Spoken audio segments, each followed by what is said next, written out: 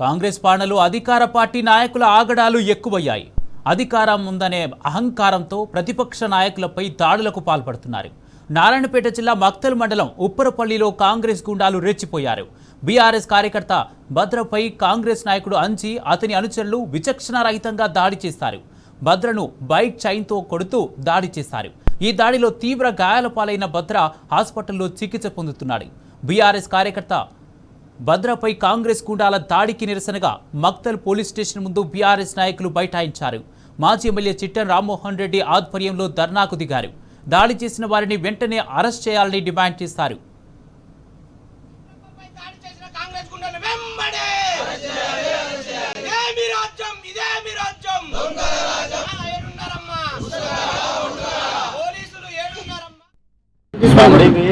Chain packet ఉంటాయి కదా చక్రాలు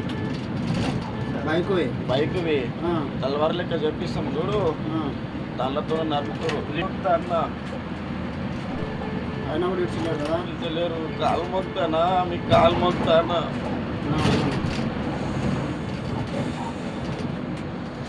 అందరు కొడుతురు మొత్తం తుక్కలు అయిపోయి.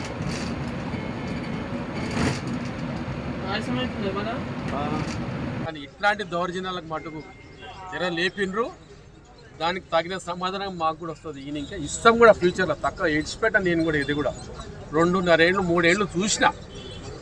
మనోళ్ళు కదా ఇక మన లేదు తనా లేదు సార్. ఏజ్ దాంచుడే ఉంటుంది, ఏజ్ నూకుడే ఉంటుంది. ఇది మాత్రం ఖచ్చితంగా చేస్తాను. నిన్న మా పిల్లగాడు ఏం తప్పు చేసిందని చెప్పి తీసుకుపోయి స్ప్రాకెట్ కట్ చేసి దాన్ని ఒక కత్తి లెక్క చేసుకొచ్చి తెచ్చి కొట్టడం ఏం ఉద్దేశం? ఇలా మల్టిపుల్ ఫ్రాక్చర్స్ ఆ పిల్లగాడు హాస్పిటల్ బాధపడుకుంటే పేర్లు చెప్తే కూడా ఇంతవరకు పోలీసులు స్పందించే చేత కాకపోయా. ఇప్పటికి అయ్యి దాదాపు 14 గంటలు 15 గంటలు అవుతుంది. అది అయ్యి ఇంతవరకు స్పందించాలి ఎవరు కూడా. ఇప్పుడు ఎంక్వైరీ చేస్తారండి. ఏం ఎంక్వైరీ చేస్తారు సార్ నాకు అర్థం కాదు. వాడు హాస్పిటల్లో మంచి సచ్చినట్టు మరణ వాంగ్మూలం ఇస్తున్నట్టు కూడా ఇస్తే కూడా వీళ్ళకి చేత కాదా? పట్టుకురాని ఇంకా ఎంక్వైరీ చేస్తారంట, పంచనామా చేస్తారంట. అరే సాక్ష్యాలు ముందర పెడితే కూడా చేత కానీ దద్దమ్మలైన పోలీసు వాళ్ళు అంటే వీళ్ళు ఎంత ఒత్తాసైన కాంగ్రెస్ వాళ్ళకి అర్థమవుతుంది కదా. దీంట్లో ఏ కాంగ్రెస్ వాడు ఫోన్ చేసిండో పోలీసులకు కానీ సురువైంది కథ. మళ్ళీ అదే బాపతు. నిన్న మొన్న కూడా చూసినాం మేము. ముస్లాయిపల్లి కాడ ఒక ల్యాండ్ ఇష్యూలో పోతే కూడా లొల్లి అయితే కూడా మేము ఎవరం పోయినా కూడా పోనీరావు 11 గుంటలే కదా శ్మశాన వాటికి పోనీకి రోడ్ కదా వదిలిపెట్టించిన సార్. పెద్ద గురంతో వదిలిపెట్టి పాప రైతు.